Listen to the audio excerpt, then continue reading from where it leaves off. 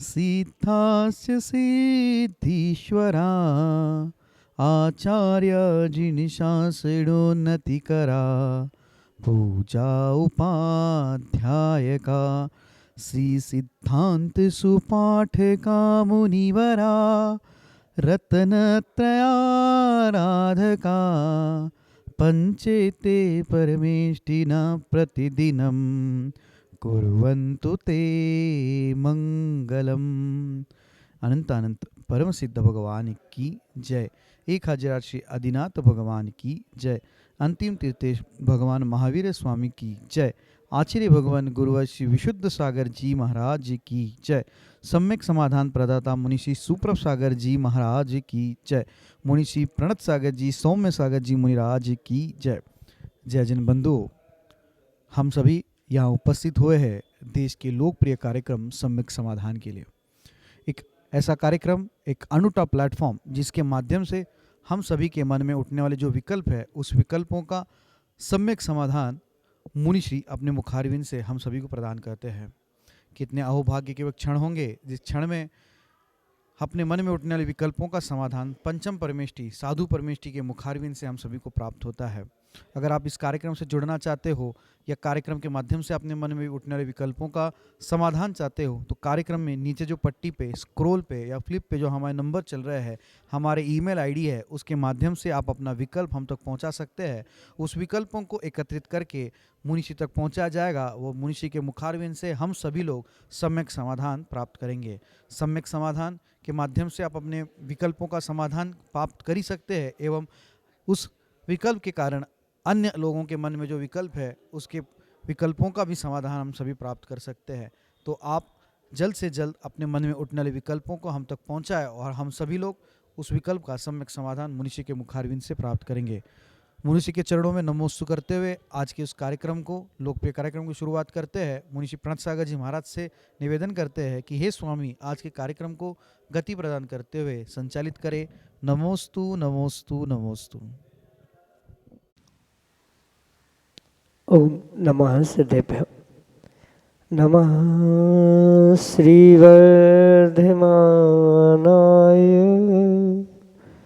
निर्धूतकलिलात्मने सालोकानां त्रैलोकानां यद्विद्यादर्पणायते। पंच परमेष्टि भगवान की परम पूज्य आचार्य भगवंत गुरुवर विशुद्ध सागर जी मुनि महाराज की, परम पूज्य मुनि श्री सुप्रभ सागर जी महाराज की।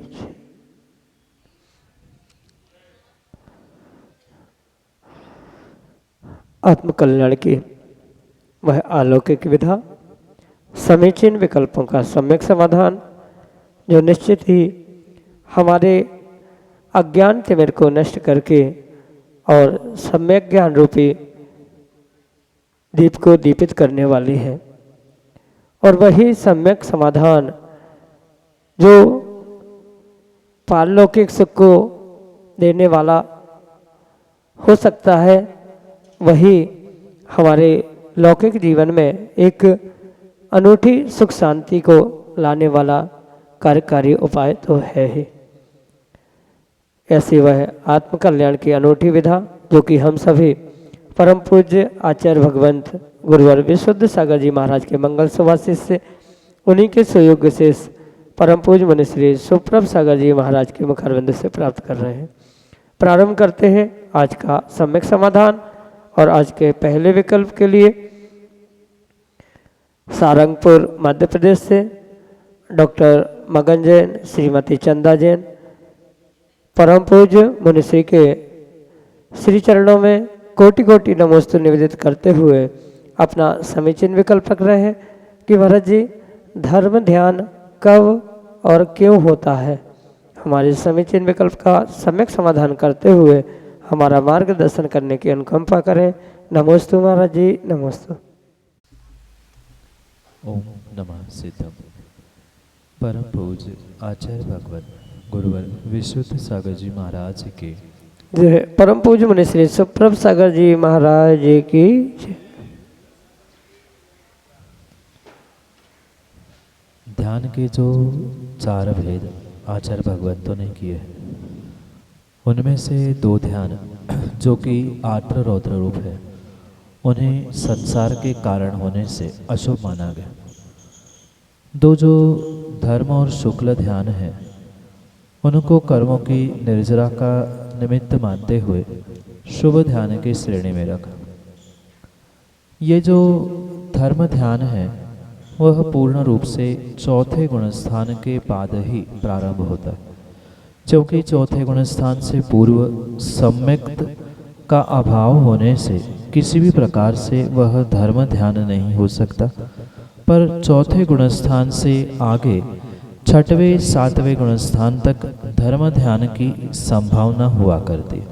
संभावना इसलिए कि चौथे गुणस्थान में 5वें गुणस्थान में आर्द्र रौद्र ध्यान भी हुआ करते हैं, और उन्हीं गुणस्थानों में वह धर्म ध्यान भी, यानी चौथे गुणस्थान से 6वें 7वें गुणस्थान तक धर्म ध्यान की पूर्ण संभावना है। ये धर्म ध्यान उन तत्वों का, धर्म के जो भी तत्व प्ररूपित किए गए हैं उनके चिंतन और उनके एकाग्रता से ही हुआ करता है। क्योंकि ध्यान का स्वरूप समझाते हुए आचार्य भगवंत कहते हैं, जो मन की चिंता, विकल्प आदि को हटाते हुए किसी एक तत्व पर, एक निर्णय पर जो एकाग्रता चल रही है, वह एकाग्रता ही कहीं न कहीं ध्यान है। और ऐसे उस एकाग्र मन के उस ध्यान में जो विषय यानी ध्येय जब धर्म रूपी होता है, वह धर्म ध्यान के स्वरूप में स्वीकार किया जाता है। मतलब जो विपाक विचय, अपाय विचय और संस्थान विचय रूपी ध्यान है, ऐसे उस संस्थान विचय रूपी ध्यान आदि के भेदों से यह जो धर्म ध्यान है, वहाँ हमें उसे व्यवस्थित रूप से समझने की आवश्यकता है।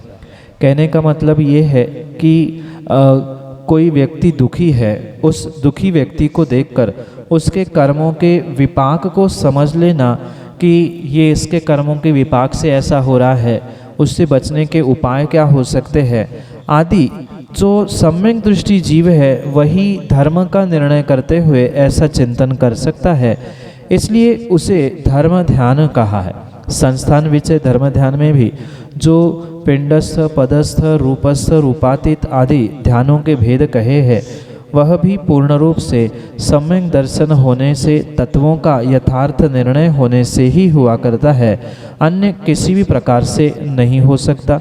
इसलिए चौथे गुणस्थान से 7वें गुणस्थान तक ये धर्म ध्यान जब सम्यक दृष्टि जीव तत्वों को, धर्मों के उन क्रियाओं का एकाग्रता से चिंतन करता है, तब उसे वह संस्थान विचय, विपाक विचय, अपाय विचय आदि रूप वह धर्म ध्यान हुआ करता है। यही आपके लिए सम्यक समाधान।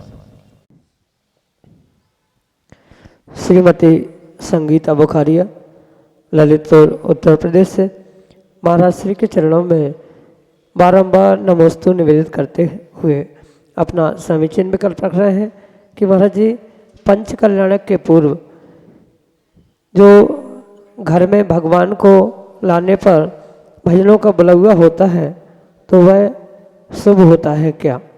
हमारे समीचीन विकल्प का सम्यक समाधान करने की अनुकंपा करें। नमोस्तु महाराज जी, नमोस्तु। पंचकल्याणक आदि के निमित्त से जो घर में प्रतिमा ले जाकर भगवान के उस पंचकल्याणक के निमित्त से बुलवा आदि करना पूर्ण रूप से उचित है, शुभ है। क्योंकि एक ये क्रिया हुआ करती है जहाँ एक भक्त अपने उस भगवान के भगवत्ता प्रकट करने पर, या हम इस भगवान की प्रतिमा में न्यौछावर राशि दान करते हुए सौभाग्य प्राप्त कर रहे हैं, इस खुशी के समय में सभी को बुलाते हुए एक आनंद उत्सव मनाने के लिए ही ये बुलवा आदि किया जाता है। ये जो बुंदेलखंड की विशेष खासियत है, उसे पूर्ण रूप से एक जनपद सत्य के रूप में स्वीकार करते हुए करने में कोई भी दोष नहीं है, वह शुभ ही है।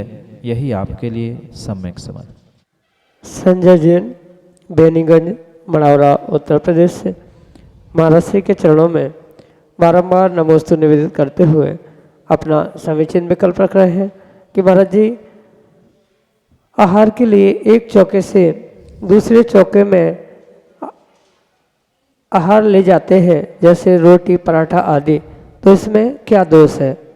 हमारे समीचीन विकल्प का सम्यक समाधान करने की अनुकंपा करें। नमोस्तु महाराज जी, नमोस्तु। चौके में मुनिराजों को स्वद्रव्य का ही दान करना चाहिए, ये परम सत्य है।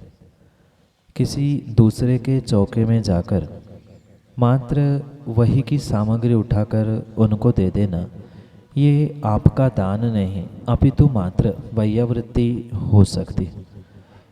ये बात विशेष ध्यान रखें कि स्वयं का द्रव्य ही दान के रूप में स्वीकार है, पर वहाँ भी स्वयं के द्रव्य आहार दान आदि में देते समय बहुत विवेक और सावधानी रखने की आवश्यकता है। क्योंकि जैसे रोटी आदि कच्ची सामग्री एक चौके से दूसरे चौके में, एक स्थान से दूसरे स्थान में ले जाना, ये किसी भी प्रकार से योग्य नहीं है। एक सामान्य श्रावक ही क्या, अन्य कुल में जन्मा हुआ व्यक्ति भी ये चलित पदार्थ यानी जो ये कच्चे पदार्थ है एक स्थान से दूसरे स्थान पे चलित होने पर ग्रहण नहीं करते।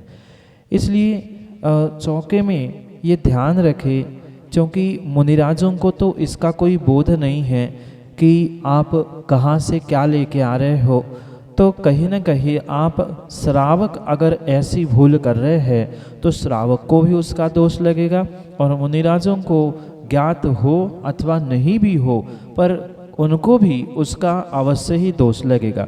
क्योंकि जो ऐष्णा समिति के 46 दोष हुआ करते हैं उनको टालकर ही मुनिराज आहार ग्रहण करते, और ऐसी कच्ची सामग्री एक स्थान से दूसरे स्थान ले जाना जो श्रावक सामान्य व्यक्ति भी ग्रहण करने योग्य नहीं है, अगर ऐसी दान की सामग्री मुनिराजों को आपने चलाई है तो मुनिराज के भी उस समिति में दोष लगेगा, साथ में श्रावकों के भी दान कार्य में, पुण्य कार्य में अवश्य ही दोष लगेगा। इसलिए स्वद्रव्य जो मुनिराजों के कर कमलों में आप आहारदान के निमित्त से रखना चाहते हैं, वहाँ ये विवेक रखने की आवश्यकता है। जो रोटी जैसी कच्ची सामग्री है उसका प्रयोग ऐसे एक चौके से दूसरे चौके तक ले जाने का प्रयास ना करें। आगम में ये जरूर कहा है कि 7 पंक्तिबद्ध घरों में ये कच्ची सामग्री फिर भी ले जाना संभव है, पर मात्र पंक्तिबद्ध यानी एक दीवार को दूसरी दीवार लगकर ऐसे 7 मकान हो तो यह स्वीकार है।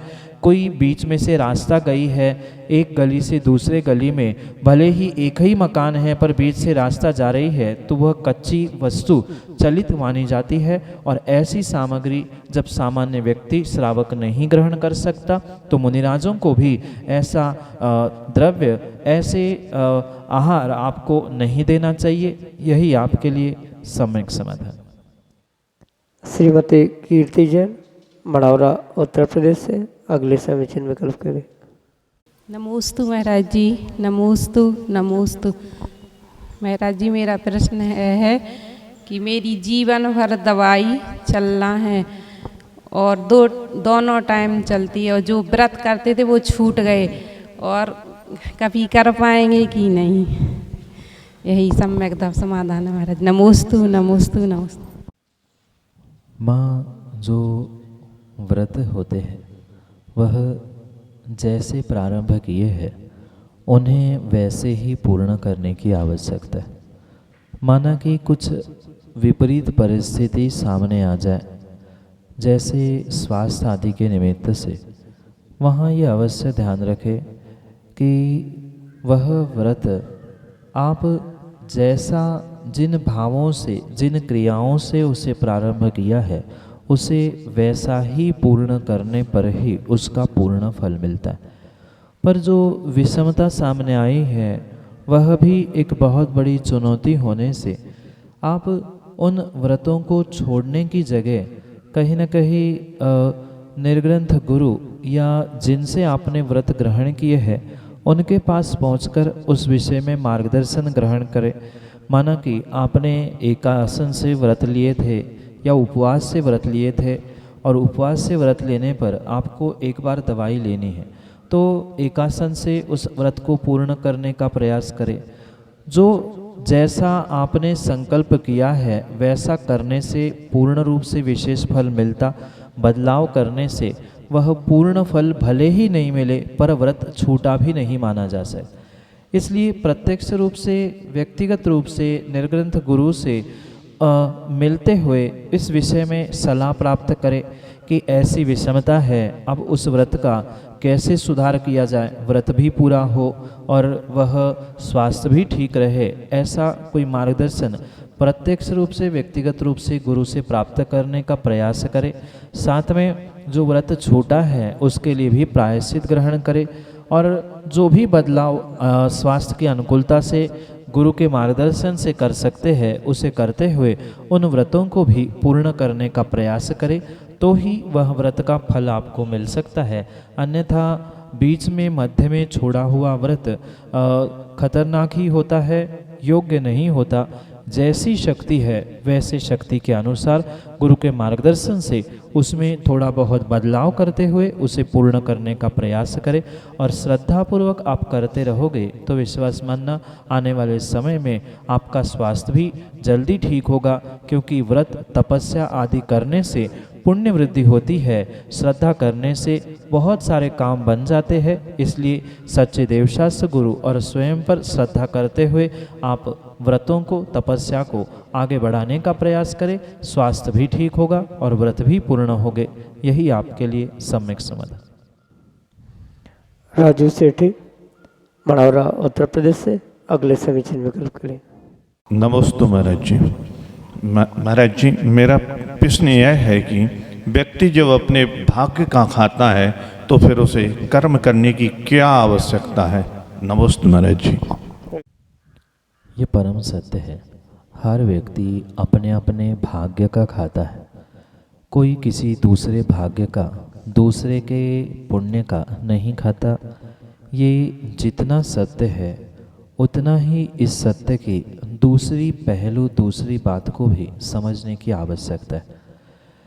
जो वर्तमान में व्यक्ति अपने पुण्य का, भाग्य का खा रहा है, वह पुण्य, वह भाग्य किसने बनाया ये भी समझने की आवश्यकता है।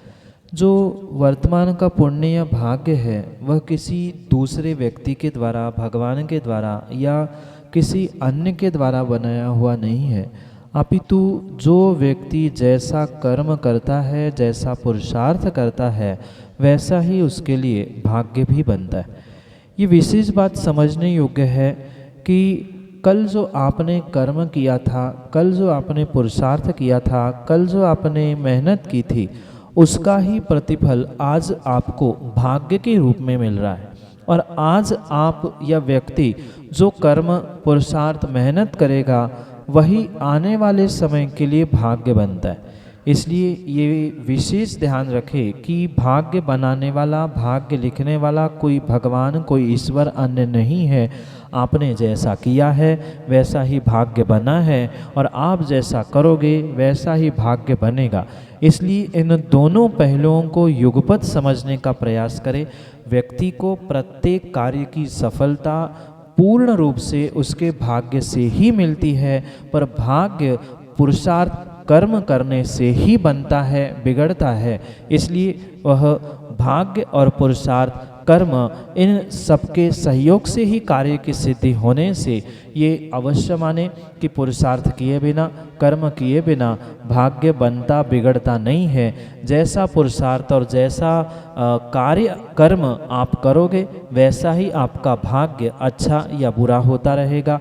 अच्छा पुरुषार्थ, अच्छे भाव, अच्छा कर्म करेंगे तो अच्छा भाग्य बनेगा, अन्यथा पाप रूपी भाग्य भी वह बुरे कर्म, बुरे कार्य करने से बनता है। इसलिए दोनों का बैलेंस बनाते हुए ही जीवन के रहस्यों को समझने का प्रयास करें। जैसा आपका पुरुषार्थ, जैसा आपका कर्म, वैसा ही आपका भाग्य, और भाग्य के अनुसार ही पुनः आने वाले समय का कर्म। ये कहीं न कहीं परस्पर एक दूसरे पे पूरक अवलंबित होने से दोनों की आवश्यकता होती है जीवन के प्रत्येक कार्य सिद्धि के लिए। यही आपके लिए सम्यक समाधान। प्रीति जैन सौर्या, ललितपुर उत्तर प्रदेश से अगले समीचीन विकल्प के लिए। नमोस्तु महाराज श्री। मेरा प्रश्न यह है कि यदि मैंने नियम लिया है कि मुझे मंदिर जी में पाठ करना है, स्तोत्र करना है या विनती पढ़ना है, और समयाभाव के कारण हम वह नहीं पढ़ पाते हैं, तो क्या घर पर गृह कार्य करते समय हम उन पाठों को मोबाइल के माध्यम से या साउंड लगाकर उन पर सुनते हुए और उनका उच्चारण करें, तो क्या इस तरीके से हम पाठ कर सकते हैं? क्या यह उचित है? कृपया मेरी शंका का समाधान करें। नमोस्तु मनिराजी। अगर कोई स्तोत्र, विनती आदि का पाठ करने का आपका नियम है और वह नियम मंदिर में बैठकर करने का ही था, तो उसका पूर्ण रूप से पुण्य आपको तभी मिल सकता है जब आप जैसा संकल्प नियम आपने लिया था वैसा ही अगर करेंगे तो ही उसका पूर्ण फल मिलेगा। अन्यथा जो समयाभाव में आप कार्य कर रहे हैं वह कोई पाप का कार्य नहीं है, पर फिर भी जो पुण्य आपने संकल्प पूर्वक एक स्थान पर बैठकर पाठ करने का किया था वह पूर्ण रूप से आपके लिए फलीभूत नहीं हो सकता।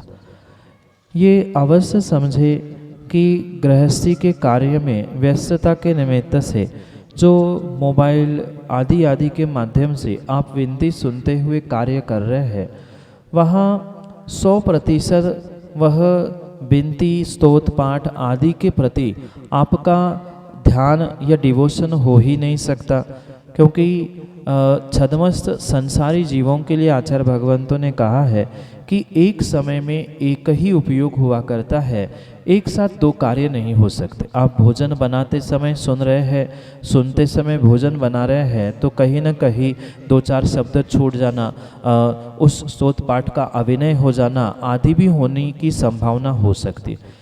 इसलिए अगर आपका नियम है कि मंदिर में ही पढ़ना है तो आपको मंदिर में ही पढ़ना होगा। मात्र इतना ही नियम है कि दिन भर में पढ़ना है तो जैसा भी समय मिले, सुबह नहीं मिले, दोपहर में मिले, शाम को मिले, रात को मिले, या नहीं भी मिल रहा है तो आप समय से समय निकाल कर सब उठने से पहले, सबसे पहले उठकर उन पाठों को पूर्ण करने का प्रयास करें, क्योंकि जो एकाग्र चित्त होकर एक स्थान के बैठकर पाठ करने का विशेष पुण्य मिलता है वह चलते फिरते, काम करते करते किसी भी प्रकार से नहीं होता। क्योंकि कितना ही प्रयास करें, गृहस्थ अवस्था में जो कार्य करते समय आप दूसरा भी काम करना चाहते हैं, दोनों कार्य एक साथ नहीं हो सकते। कभी इसमें ध्यान बढ़ता है, कभी इसमें ध्यान बढ़ता है, तो दोनों भी काम बिगड़ने की संभावना हो सकती है। इसलिए प्रयास यही करें कि उसके पहले ही समय निकालकर, सब उठने से पहले 15-20 मिनट, आधा घंटा पहले उठकर बुद्धिपूर्वक उन पाठों को करें। या जैसे सामायिक आदि व्रती व्यक्ति करते हैं, ऐसे ही भोजन बनाने के बाद, करने के बाद 10 मिनट, सुबह 10 मिनट, दोपहर 10 मिनट, भले ही इकट्ठा आधा एक घंटा समय नहीं मिल पा रहा है, 5 मिनट मिले, 5 मिनट पाठ पढ़ लिया, फिर दोपहर में 10 मिनट मिले, 10 मिनट पाठ कर लिया, शाम को 15 मिनट मिले, वहाँ हमने 15 मिनट समय निकाल लिया। ऐसे थोड़े थोड़े समय निकालते हुए उन पाठों को करें तो वह विशेष पुण्यदायी होगा।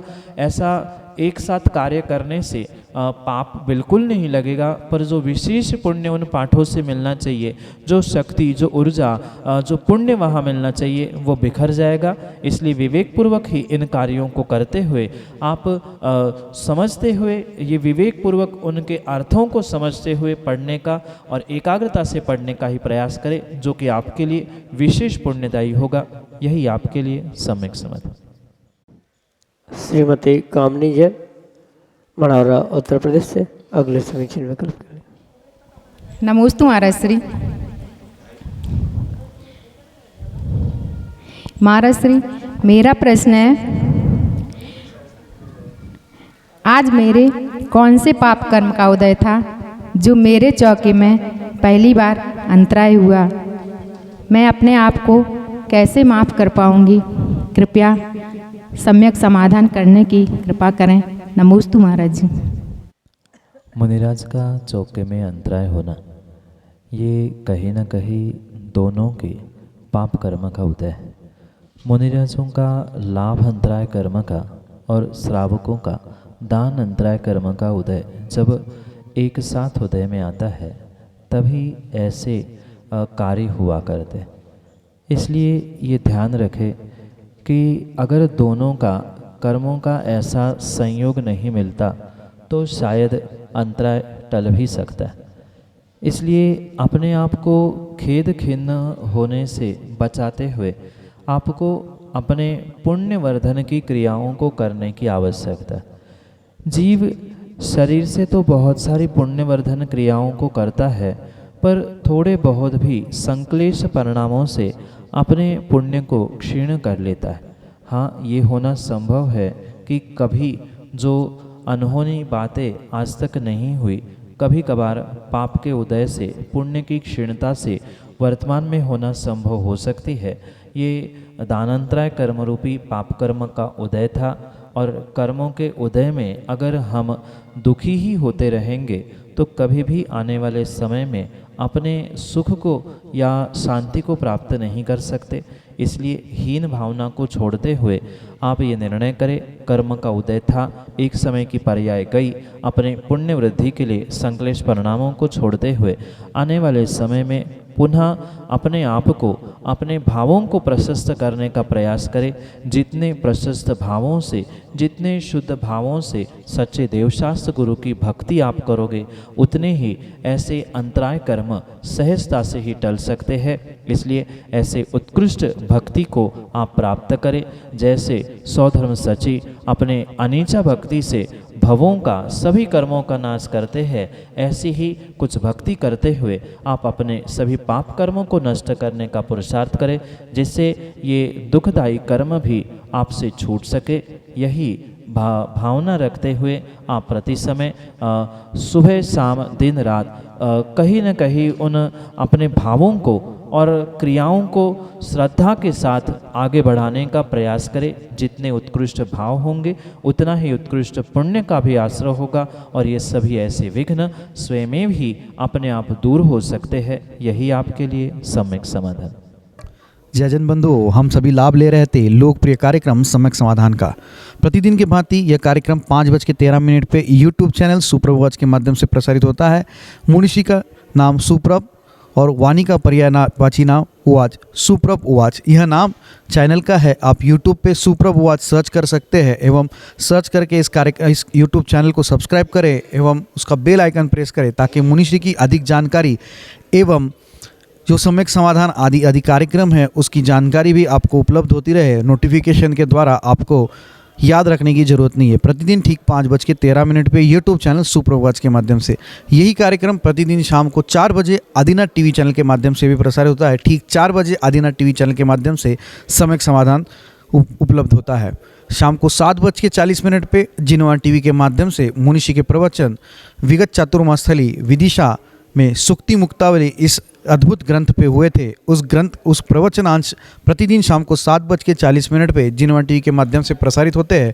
आप सभी लोग घर बैठे सुक्ति मुक्तावली इस ग्रंथ का स्वाध्याय करते हुए मुनिषी के वाणी का लाभ ले सकते हैं। प्रतिदिन 2:30 पे 2:30 बजे मुनिषी के प्रवचन आदिनाथ टीवी चैनल के माध्यम से भी प्रसारित होते हैं। आप सभी लोग दोपहर को 2:30 पे आदिनाथ टीवी चैनल के माध्यम से भी मुनिषी के प्रवचन का लाभ ले सकते हैं। आज के लिए इतना ही। मुनिषी के चरणों में कोटिशा नमोस्तु करते हुए आज के इस लोकप्रिय कार्यक्रम को यहीं पे विराम देते हैं। नमोस्तु नमोस्तु नमोस्तु।